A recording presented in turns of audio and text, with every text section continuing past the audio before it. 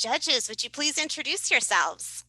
Sure, thank you. Hello, everyone. My name is Scott Barnhart. I'm currently in Indianapolis, Indiana.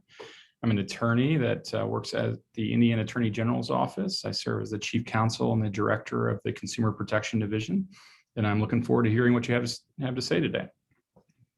I'm Marcia Holland. I'm in Missoula, Montana today. I was a career public defender in Alaska before moving back to Montana, and now I teach at the law school here. So I've been involved with We the People for a number of years, and I'm so thrilled that we're able to continue this competition this year, even if it's in a virtual form. Hello, my name is Becca Steinhoff. I am in Casper, Wyoming. I am the Executive Director of the John P. L. Bogan Foundation, which is a private family foundation that does grant making here in Wyoming. And I too am looking forward to hearing from you. All right, if you introduce yourselves, that'd be great. My name is Ryan Mulrennan. We're from Blue Valley Northwest High School, and our mentor is Ken Thomas. My name is Mayan Bhagavan. I'm a senior at Blue Valley Northwest High School. My name is Jack Levine. I'm also a senior at Blue Valley Northwest High School. All right, so I'll read the question and give you time for your opening statements. President Dwight D. Eisenhower said, "We must guard against the acquisition of unwarranted influence by the military-industrial complex. The potential for disastrous rise from misplaced power exists and will persist." Do you agree or disagree? Why?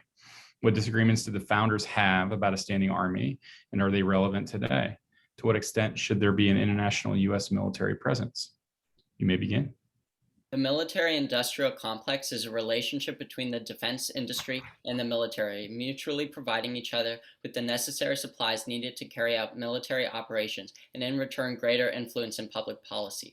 While the system is relatively established and is for the most part effective at drumming up necessary support to prop up our defense sector, there's been much criticism regarding its ethicality and its implications on the international theater. It is necessary to strike a balance between maintaining the efficacy of the defense industrial base and keeping the private and public sector separate enough to avoid unwarranted influence. The Iron Triangle model describes the relationship between Congress, the bureaucracy, including the Defense Department, and interest groups. Lobbying and campaign contributions from private defense contractors should be reduced to encourage objective policy decisions. Congressional roles in the politics of war include the ability to approve or amend treaties, provide aid to war-torn countries, and fund research in the development of military technologies. The displacement of the federal government's role is evidenced by the fact that federal funding fell to under half of the total provided for basic research, with the rest covered by the private sector. However, completely foregoing the private sector's involvement in the defense industry is unsustainable and would severely reduce our presence, influence, and stability as a great power in relation to the rest of the world. The firepower necessary to prop up our complex alliance commitments and maintain the ability to respond to threats abroad would not be possible without some level of private sector integration. Numerous countries across the globe enlist private contractors, which can in turn commit crimes against humanity. For example, a private U.S. military contractor, Blackwater, massacred 17 civilians and injured 20 in Iraq in the name of the United States. After the incident and a rebranding scheme, they secured a $92 million contract with the State Department. The military-industrial complex pervades all levels of government, with President Trump pardoning the perpetrators in 2020. Another concern regarding influence of the military-industrial complex is the notion of a standing army. During the early stages of the United States, the founders worried about the politicization of the army in regards to tyranny. George Washington warned against the military and entangling alliances in his 1796 farewell address.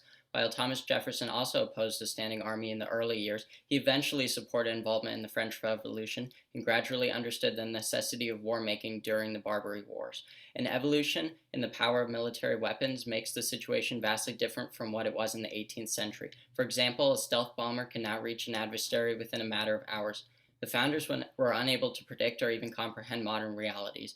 Although their concerns on politicization are valid, no one questions the need for a standing army in today's world.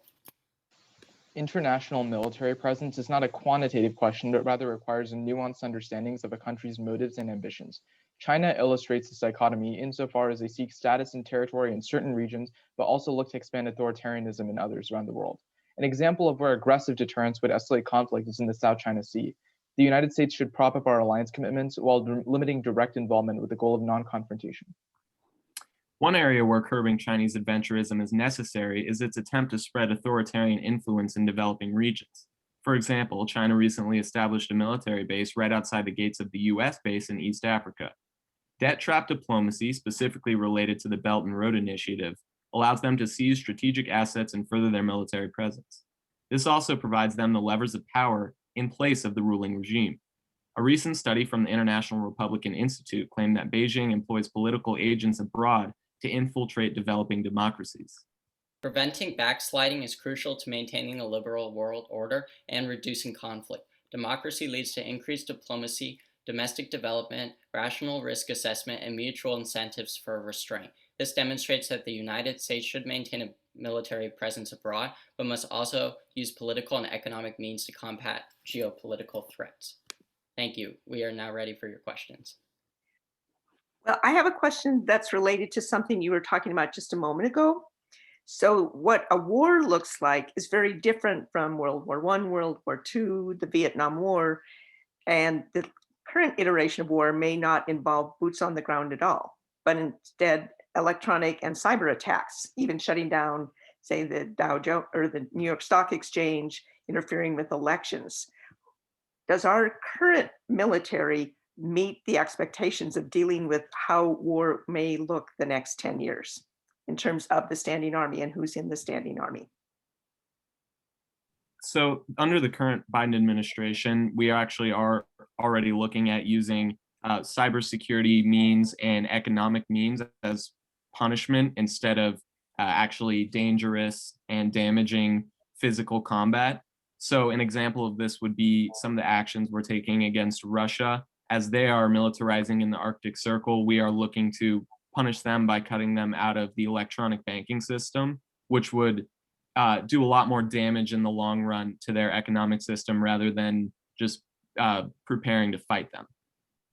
Thank One you. example where we need a change in government policy would be increased funding for the more advanced technologies that you're describing, such as drones, because the private industry is the ones who fund most of this very experimental technology, while the US government funds more of the practical side of this.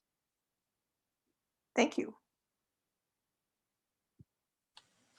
You talked about the influence that is exerted on Congress and the high-level military individuals who serve there. Do you think that there should be a limit to the sphere of lobbyists as it relates to this military complex or military spending? Not only should there be restrictions on lobbying, but also we need to implement campaign contribution limits, because these private defense contractors and the private industry in general are able to elect basically war hawks who are looking to go into war to benefit their personal interests and the interests of the private sector.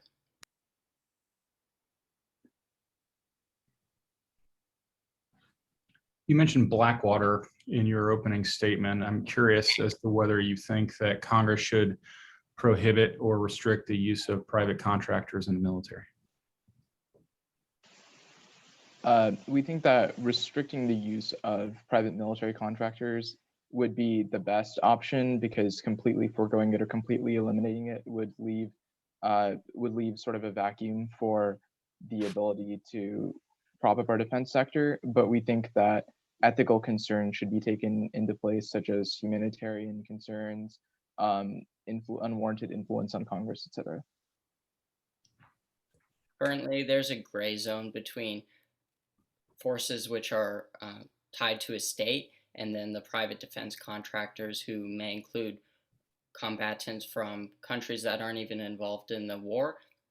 And so the contracts need to include clear resolutions on international human rights principles, and also accountability in international courts of justice, which currently are not prosecuting combatants. So switching gears a little bit, do you think either all 18-year-olds should register for the draft? No 18-year-olds should be required to register for the draft. In other words, should the draft continue to exist, but in a more equitable way, or is it time to no longer require registration?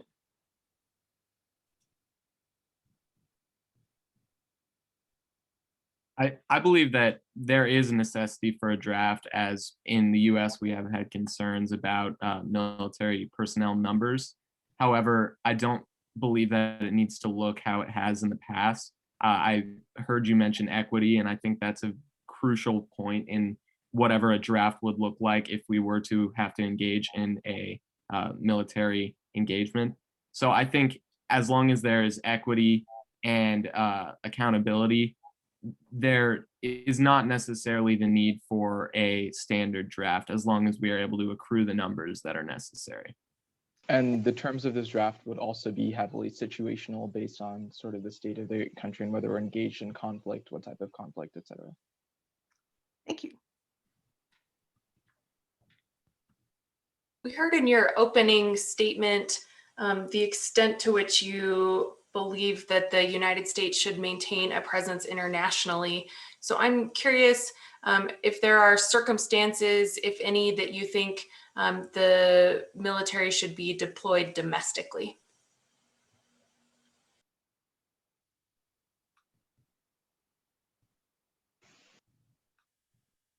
I think there are certain situations in which the military is deployed domestically and should continue to be. But in my opinion, those would be mostly in regards to humanitarian efforts and efforts that are things that no one else will step up to do. For example, the military and National Guard played a huge role when Texas was experiencing record freezes and issues with having water and medical supplies during that time. And so they were able to come and supply water and food and supplies to that area. So that's a very helpful thing to do on a domestic level that wouldn't necessarily be taking military action against American citizens. There is also the question of civil unrest, for example, in the recent Capitol riot, and whether it would have been constitutional for the military to have been used. Thankfully, the National Guard and not active troops who are not stationed in the United States were able to handle the situation. You anticipated my next question, right? So what happens?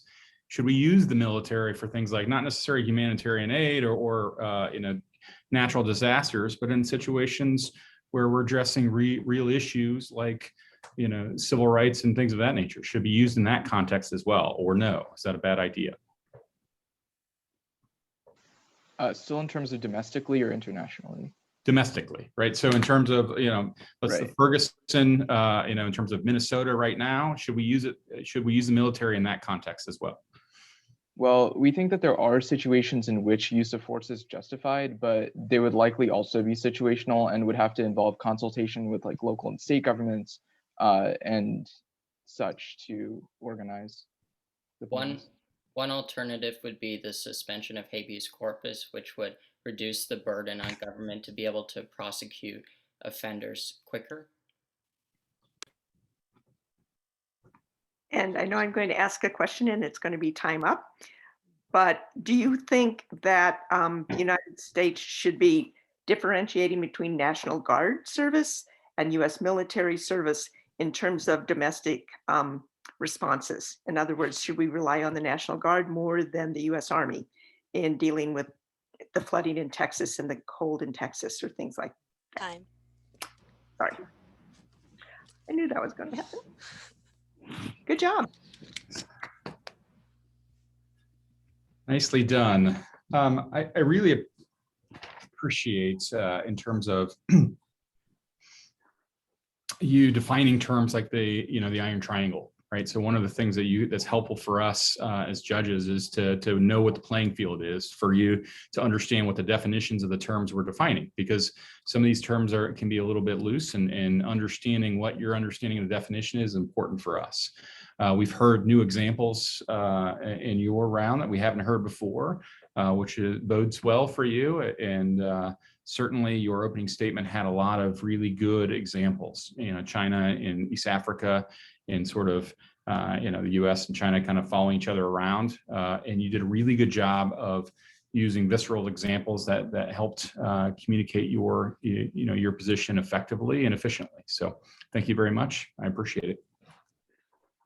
I really appreciated both contemporary and historical examples. You know, in your prepared remarks, we went from Blackwater to Washington didn't really support a standing army, to Jefferson didn't at first, but then there were conflicts. So then he basically changed his mind. On the second bullet point, the third question, you did a really thoughtful and robust, or provided a really thoughtful and robust answer to that question in particular, because it's pretty broad, and yet you brought it down to really helpful information to evaluate that you understand this broader topic, but that specific topic as well. And your answers to the questions were great. You had specific examples of what President Biden is doing, limiting contributions. And finally, just in terms of the Q&A, I appreciate that you each appreciated that silence is appropriate sometimes, that you take a moment and think about how you want to answer a question rather than just kind of jumping in and filibustering. And as a result, we got really good answers. I mean, really, you took the moment to think about it. So I appreciate that you did so, because it really enhanced the information you provided us. So thank you very much. I would echo a lot of what has already been said, and add just a couple of notes. I really appreciated too how you just acknowledged some of the dynamics and the challenges within this space. Certainly there are some challenges with having the private sector engaged, but the government can't take this on alone. And so recognizing some of those trade-offs, I think, just looks at both sides of those issues and just acknowledges the complexity that we know is here. Same goes for thinking about, well, the situation is different. When the founders thought about a standing army, that was then, and this is now. And here's the context that you can provide. And you offered some really great examples, I think, to help support and acknowledge the dynamics and the complexities here. I appreciated that you threw in this idea of understanding motives and ambitions with regard to this military complex, which again it's an interesting part of that, but fits nonetheless. So I think there was just some depth to your prepared remarks in that way, and then you carried that through into your question and answer session very well. I too really appreciate that you just took a minute to compose yourselves and be thoughtful. I think that's just a really great strategy that works well, and is one that is hard to do sometimes when we're sitting here in that moment of silence. So well done for that. You clearly prepared and thought about this issue from many lenses, and that came through. So we appreciate your preparation and your insights. Well done. Well done.